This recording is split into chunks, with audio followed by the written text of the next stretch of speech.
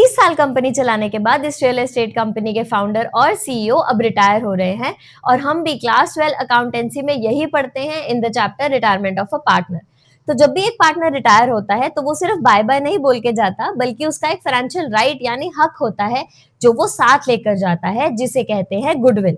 क्योंकि जब उस पार्टनर ने इतने सालों तक काम किया है तो उसने फर्म की रेपुटेशन और ब्रांड वैल्यू बनाने में बहुत मेहनत की होती है।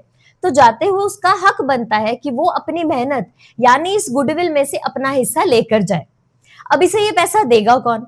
तो इसे ये पैसा वो पार्टनर देता है जिसका बिजनेस में हिस्सा बढ़ रहा है उसकी रिटायरमेंट पर। फॉर एग्जाम्पल ABC 3 पार्टनर्स हैं और ये इनकी प्रॉफिट शेयरिंग रेशियोज हैं। सी रिटायर हो रहा है और जाते जाते अपना हिस्सा बी को देकर जा रहा है। तो पहले बी का हिस्सा 20% था, बट सी के जाने पर बी का हिस्सा बढ़ के 50% हो जाता है। इसका मतलब सी की रिटायरमेंट पर बी को फ्यूचर में गेन यानी फायदा होने वाला है, इसीलिए बी को हम गेनिंग पार्टनर बोलते हैं। तो अब थैंक यू बोलने की बारी भी बी की है, तो गुडविल का हिस्सा भी वो गेनिंग पार्टनर ही देगा।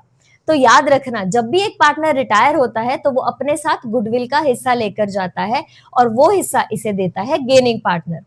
इस पूरे कॉन्सेप्ट की जर्नल एंट्री समझने के लिए स्टे ट्यून्ड फॉर पार्ट 2।